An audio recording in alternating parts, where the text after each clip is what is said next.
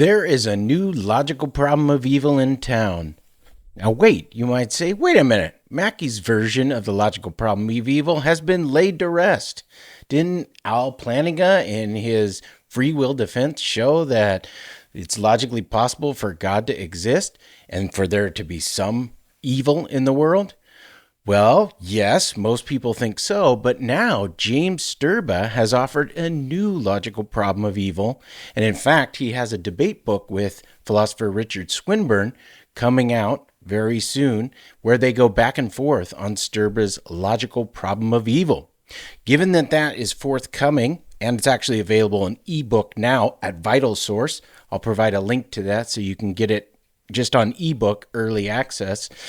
And then what I thought we'd do in this episode of Argument Hacking is just get the keys of his argument on the table, talk through some of them, and then switch over into the book just to bring out what is the core of the debate between Swinburne and Sterba, so that you're already primed for this discussion and can already start thinking about whether it's logically possible for an all-good, all-powerful God to exist, given the amount of evil we see and its distribution, and specifically the horrendous forms of evil.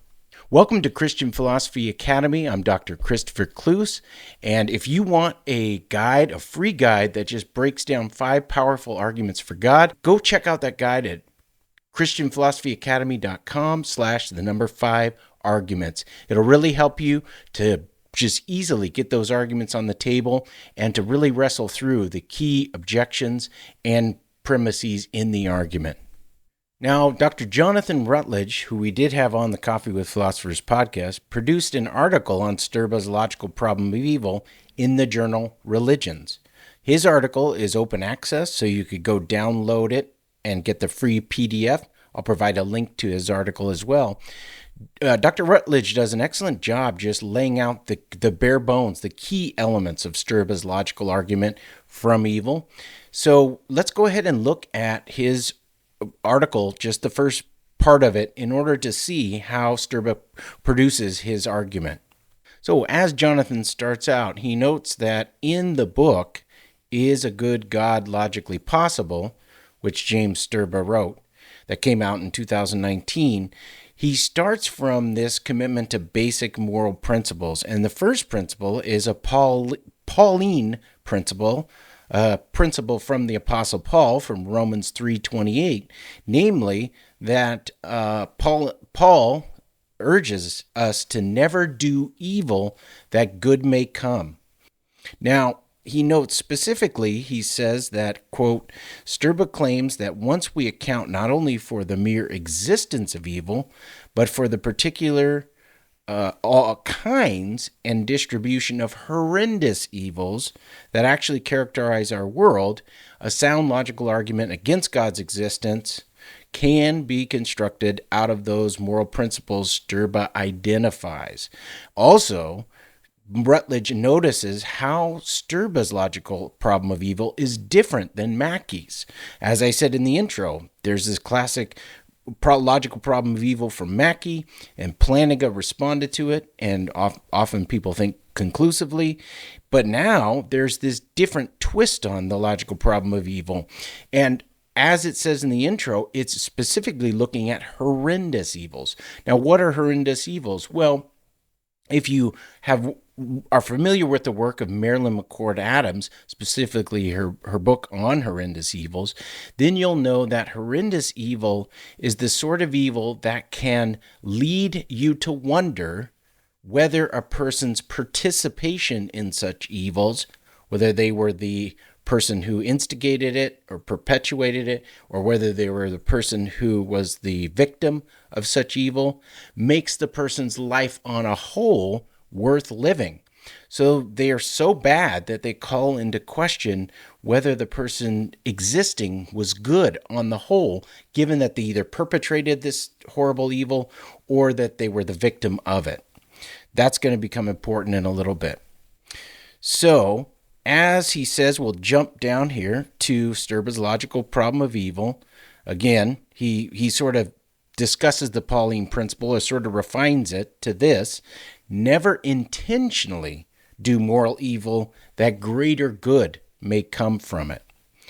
And then he notes that such a principle cannot hold universally, since there are obvious scenarios in which it fails to hold, whenever one lies in order to protect the life of a friend.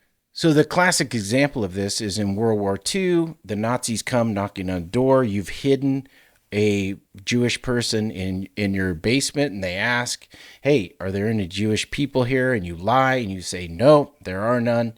You protect the person's life. You do something immoral by lying, but on the whole, it is a good because it's justified by the fact that you actually saved this person's life, your friend's life. Now, when you do this, it's not the case that, as the logical principle says, never intentionally do moral evil that greater good may come from it. Obviously, your friend's life being saved is a much greater good than this lie that you did in order to protect his life. But Sterba takes there to be much more minimal versions of this principle, and these versions he thinks hold without exception. So let's go ahead and just talk through the principles, and then we'll see, as Rutledge mentions, exactly what's sort of behind them. So number one, prevent rather than allow or permit significant and especially horrendous evil consequences of immoral actions without violating anyone's rights as needed when that can easily be done. So what's an example of this? Well, let's say you see somebody abduct a child and they're planning on torturing and killing the child. They get away in the getaway car, and you have the ability to chase them down or call the police and prevent that.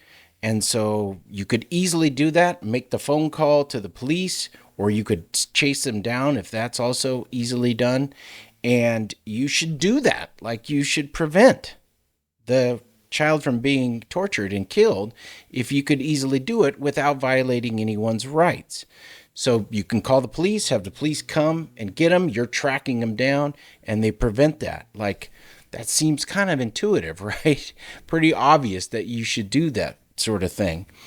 Number two, do not permit significant and especially horrendous evil consequences of immoral actions simply to provide other rational beings with goods they would morally prefer not to have.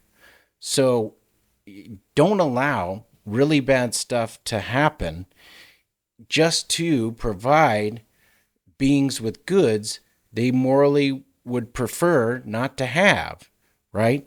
Okay, number three, do not permit rather than prevent significant and especially horrendous evil consequences of immoral actions on would-be victims in order to provide them with goods they do not have a right, to which they do not have a right, when there are countless morally unobjectionable ways of providing those goods.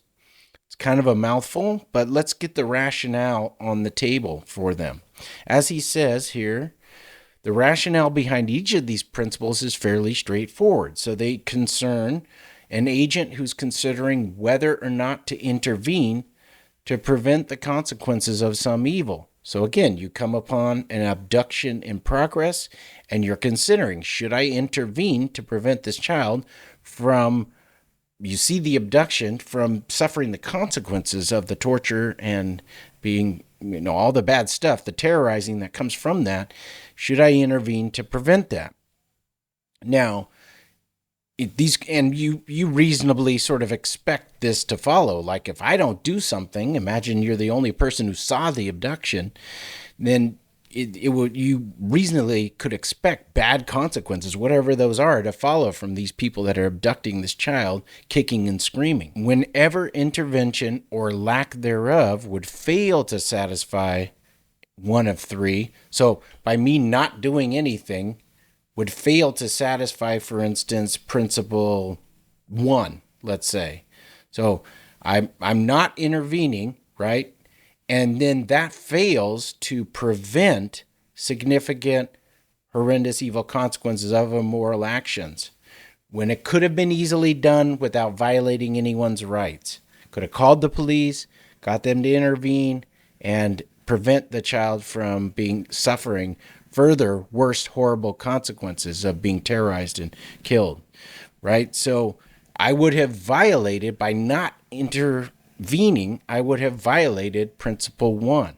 Okay, so as humans, these apply to us, these exceptionalist bare moral principles, but also they apply to God. And he says, Rutledge says, given God's omniscience, God would always be aware of how these principles bear on his deliberations for action. So God's figuring out, how do I intervene in this situation to prevent this bad stuff? Well, God would know whether these principles are bearing on him intervening or not.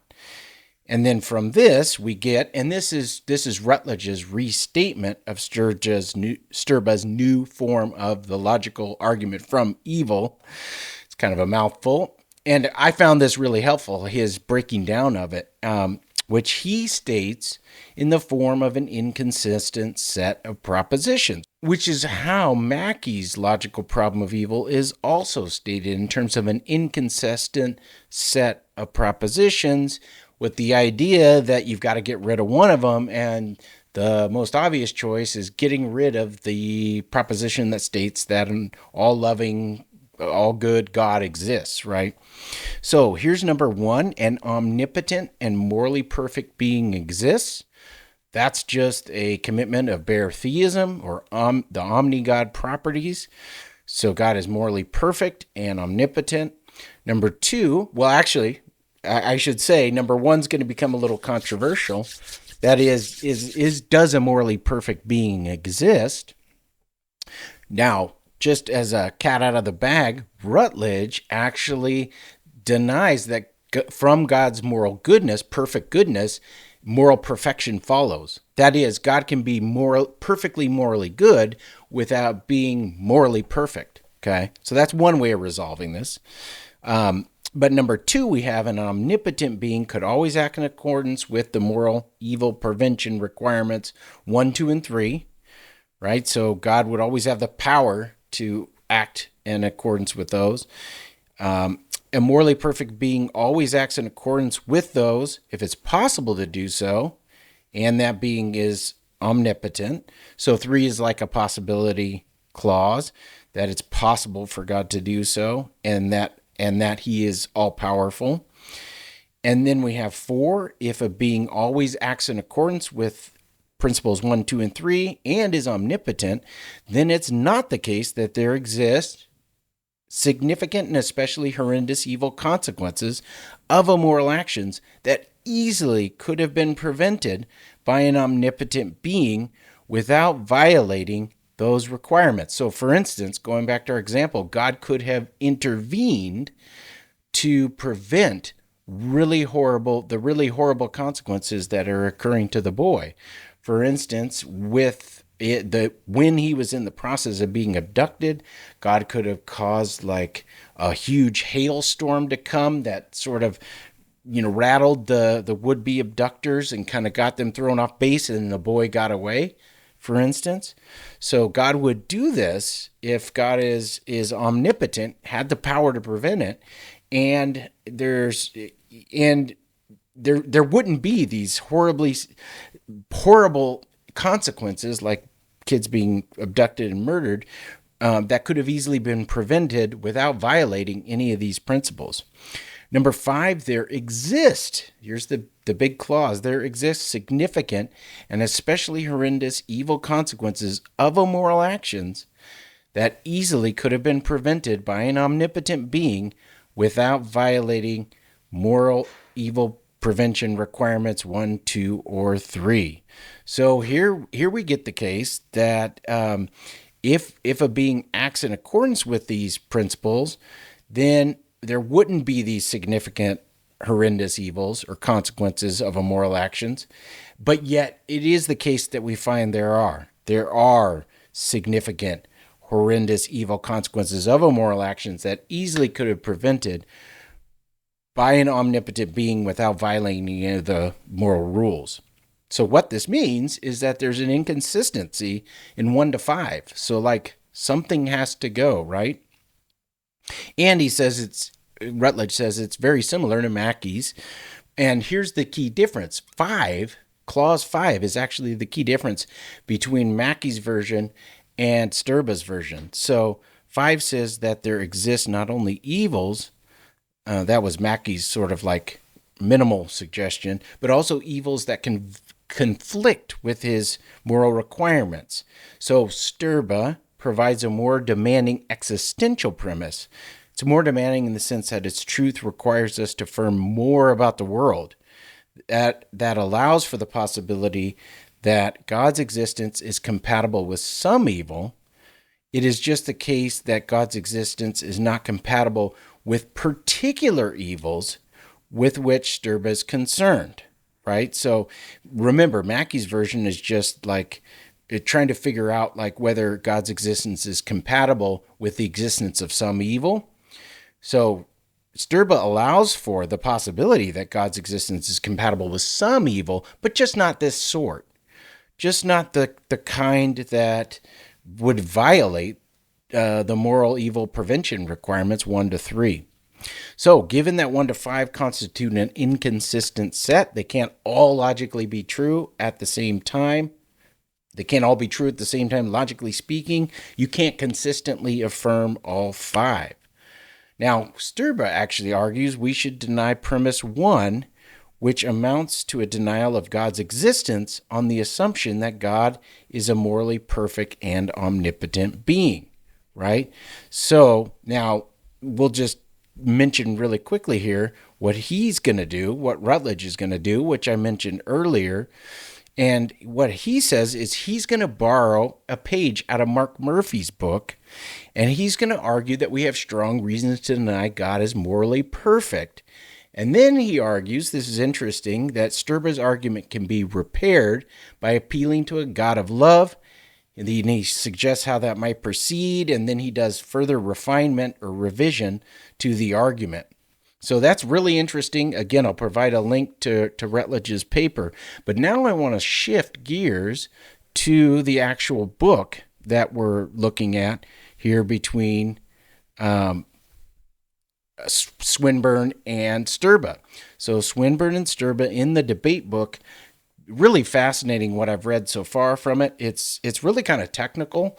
So I definitely will definitely repay or require careful rereading. But here I identified this is Sterba's reply to Swinburne. So they each sort of get their case on the table, and then Sterba here is replying to Swinburne. And what he says is the whole debate right here, because Swinburne accepts principles 1 and 3. Those are exceptionalist moral requirements that are, as he says, binding on both God and ourselves. So I'm going to grant you 1 and 3, basically Swinburne does. And so he says this comes down to basically the status of principle 2. So if 2 is exceptionalist as well, then Swinburne would have to accept my conclusion that the God of traditional theism is logically incompatible with all the horrendous evil consequences of immoral actions in the world. This is because, on Swinburne's account, as he says, all the horrendous evil consequences of immoral actions in our world result from what would have to be justified exceptions to principle 2. So if there are no justified exceptions to principle 2, it's exceptionalist. And given that Swinburne accepts 1 and 3, then it's not logically possible for the God of traditional theism to exist given all the evil in the world. And once again, I'll leave you on this. Let's just get principle 2 back out on the table. It says, quote, do not allow, rather than prevent, block, especially horrendous evil consequences of immoral actions on their would-be victims in order to provide would-be beneficiaries with goods they would morally prefer not to have. Now, we need to look more into this principle, but what is he thinking here? Well, he's thinking that there are certain goods that are often said to accrue to other people in light of horrendous evils, right? And maybe those goods for those other people are so good that they would justify allowing a particular instance of a horrendous evil. But if there would be beneficiaries of these goods require you inflicting this horrible, horrendous evil of consequence of immoral actions on this person, then it better be the case that the person really wants those goods, right? And if the person doesn't really want those goods, say because, for instance, the greatest good is a relationship with God and they have that, then it's not okay to allow for those sort of things. Like you can't allow this sort of bad stuff to happen just to give to victims in order to give people who would benefit from such horrendous evil things that they don't even want, goods that they don't even want, especially in comparison to the goods that they can have, the greatest good, which is union with God. So there's a lot more details to that, but that is the essence of the debate between Swinburne and Sterba. And now you have a real good understanding of Sterba's logical argument. And I hope that this primes you so that when the book is released in physical form, or if you go get it now on ebook, you'll be ready to engage with it deeply. Keep thinking critically about Christian theism, keep becoming a Christian philosopher, and keep living the Christian philosophical life.